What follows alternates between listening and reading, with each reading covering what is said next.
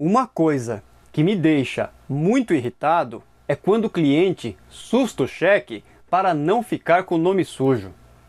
Ele sabe que o emitente só fica com o nome sujo quando o cheque é devolvido por falta de fundos ou por conta encerrada.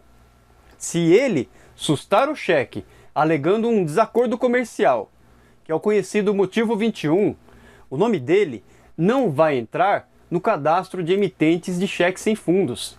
Então, o nome dele vai ficar limpo, mesmo sem pagar a dívida.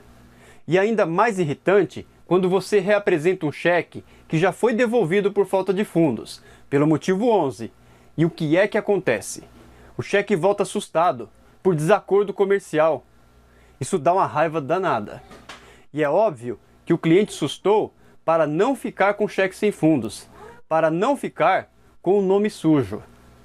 Aí você deve estar perguntando, quem verifica se houve mesmo um desacordo comercial de verdade? Quem verifica se o cliente está falando a verdade? A resposta é bem simples. Ninguém. Mas deixe esse desabafo de lado e vamos entender como é que funciona esta sustação de cheques. E como é que nós, que trabalhamos com crédito e cobrança, podemos lidar com isso.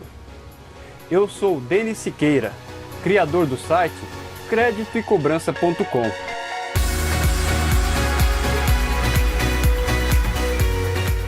A possibilidade de sustação do cheque por desacordo comercial existe para proteger o cliente de boa fé, para quando houver um serviço mal prestado, uma mercadoria que não foi entregue ou que foi entregue diferente daquilo que foi acordado.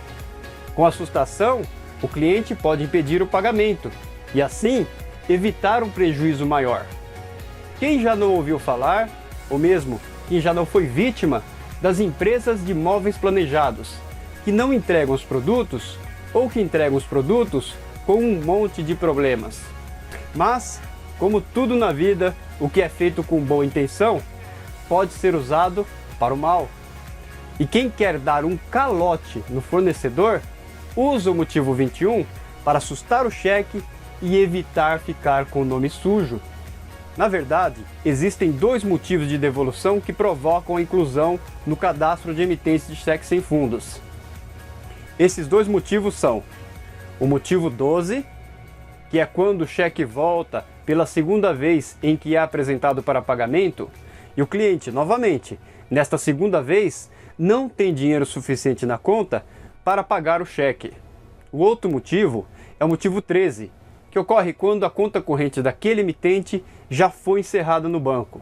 Já o motivo 11, que é a primeira devolução por falta de fundos, não provoca a inclusão no CCF. É por isso que o cheque, quando é devolvido pelo motivo 11, tem que ser reapresentado. Esses dois motivos, o 12 e o 13, provocam a inclusão no cadastro de emitentes de cheques sem fundos. Este cadastro é administrado pelo Banco do Brasil, e as empresas como a Serasa e a Boa Vista recebem essas informações e incluem seus relatórios de consultas. Ou seja, são essas as restrições de crédito. E para evitar ficar com o nome sujo, o devedor, já sabendo que não vai ter dinheiro para cobrir o cheque, faz a sustação por desacordo comercial. A regra é que para pedir a sustação por desacordo comercial, o emitente deve assinar uma declaração dos motivos que ele está alegando para esta sustação. Mas não cabe ao banco questionar se esta alegação é válida ou não, seja ela qual for. Na prática, quando se precisa fazer a sustação do cheque, o emitente ele pode não ter condições de ir imediatamente ao banco. Por isso, é permitida a sustação provisória. Mas essa sustação provisória, ela precisa ser confirmada em pelo menos 2 dias úteis, através da declaração assinada.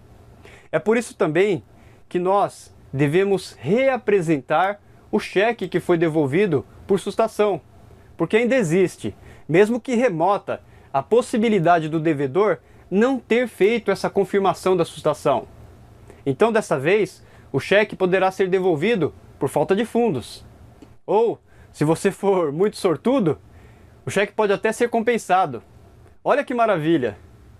Por fim, se mesmo reapresentando o cheque, continuar com esta confirmação da sustação, você precisa ter certeza que o cliente não tem uma boa justificativa, uma justificativa válida para ter sustado o pagamento do cheque.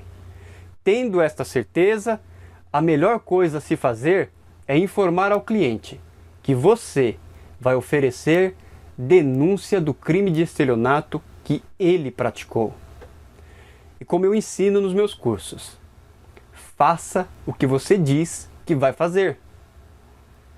E para terminar, apesar do que se tem falado por aí sobre abuso do direito em se protestar um cheque sustado, o entendimento majoritário ainda é pela legitimidade do envio ao protesto do cheque sustado por desacordo comercial. E qual que é o prazo para protestar o cheque? Aí existe mais uma polêmica, mas acho que você já deve ter percebido. Eu advogo pelo entendimento mais favorável ao credor, ou seja, poderá ser protestado enquanto for possível cobrar judicialmente a dívida. Então, se considerarmos a ação monitória, será por pelo menos 5 anos. É isso aí. Eu sou Denis Siqueira, criador do site creditocobrança.com. Um grande abraço e até o próximo vídeo.